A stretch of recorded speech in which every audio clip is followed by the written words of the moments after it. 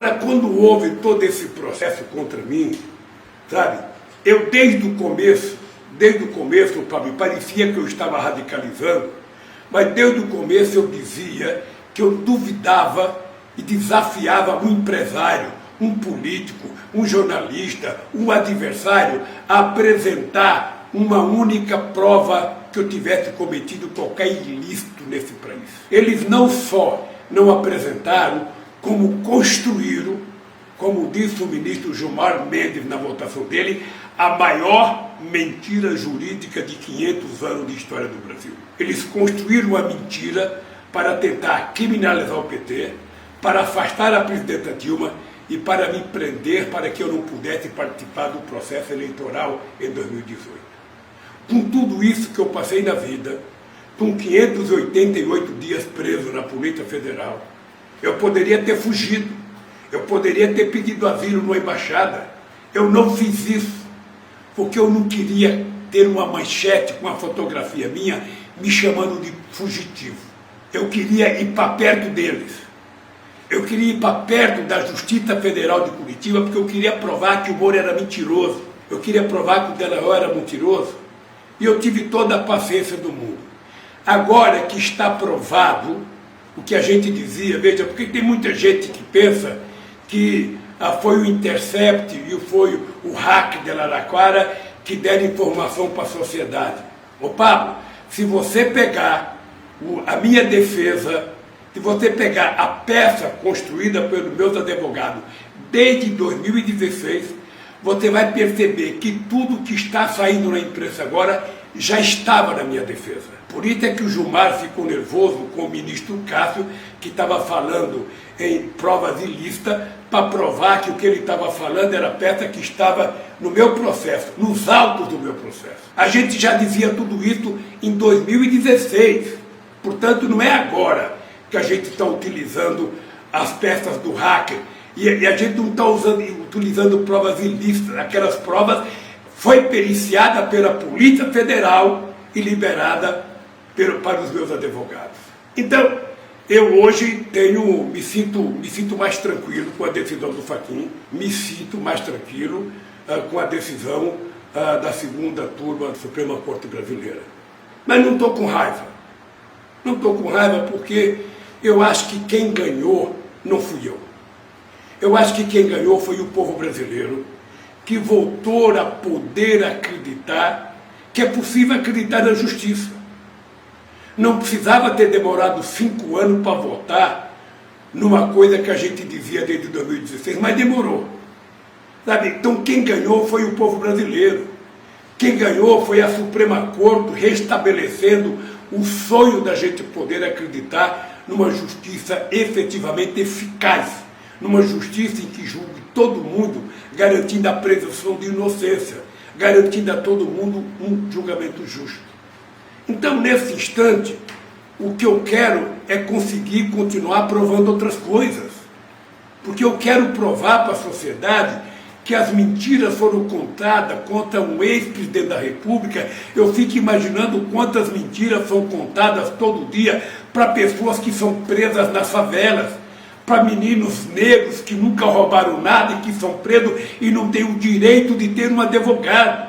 Eu quero que esses jovens continuem acreditando que é possível ter justiça, que é possível que a justiça seja justa para ele. Ninguém deveria ser preso sem passar pela mão de um juiz.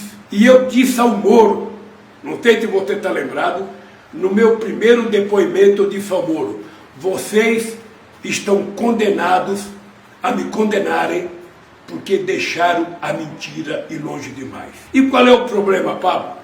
Eu sei que é difícil apagar isso, porque como é que a imprensa, que foi induzida a contar mentiras o tempo inteiro pelos relatórios do Ministério Público da Operação Lava Jato, como é que é possível fazer a imprensa pedir desculpa depois dela acreditar em cada denúncia mentirosa de alguns delegados da Polícia Federal?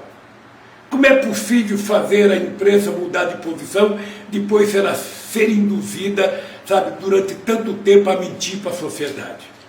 A imprensa não mentiu, ela recebeu informações, mas ela acreditava prioritariamente nas mentiras do Ministério Público, nas mentiras do Moro, e ela chegou a construir o Moro como se ele fosse um Deus.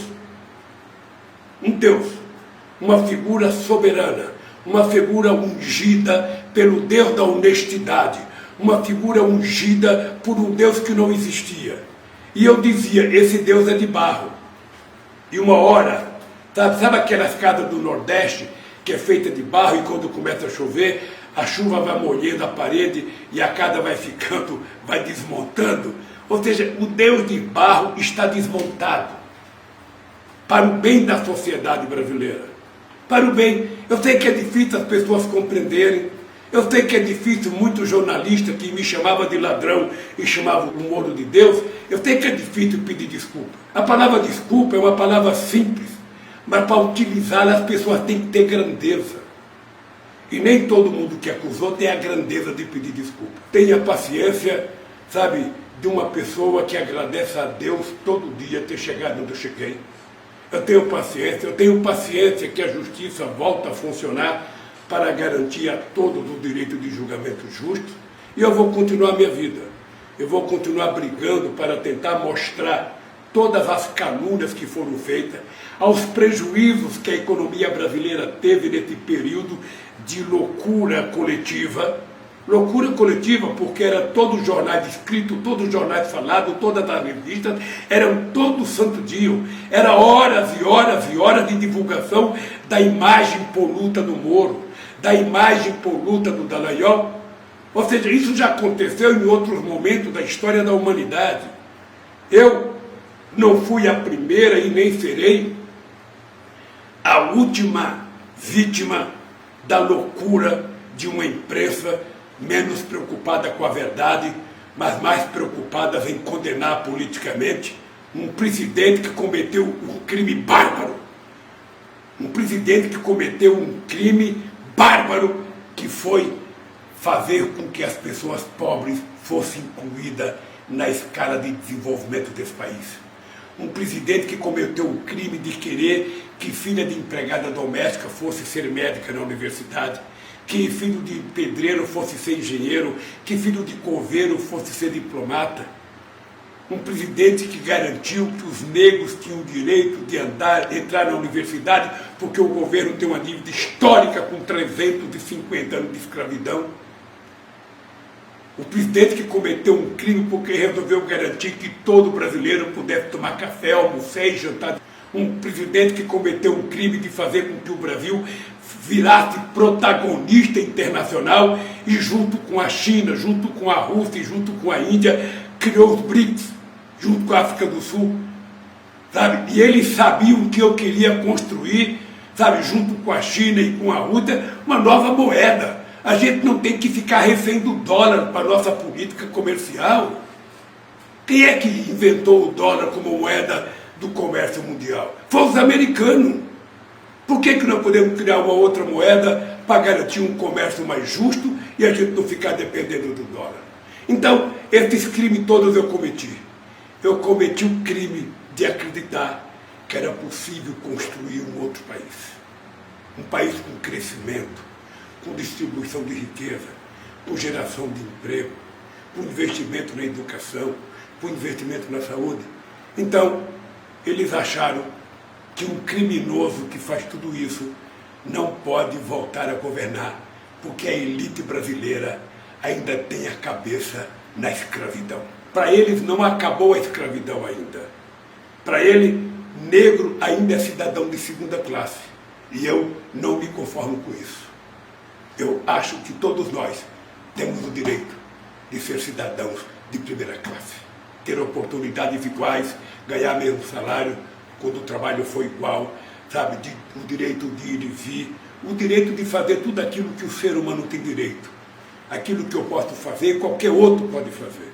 Então, eu vou continuar brigando e eu acredito que eles devem ficar mais doentes, porque eu acho que o Moro está com ódio agora.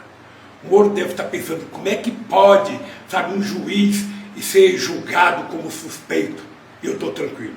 Quando eu estava preso, eu dizia, eu tenho certeza que eu durmo mais tranquilo do que o Moro, porque eu sei que eu sou inocente e ele sabe que ele é culpado. E as coisas estão aparecendo e eu acho que a justiça está de parabéns se continuar agindo e se fazendo respeitar pela sociedade brasileira.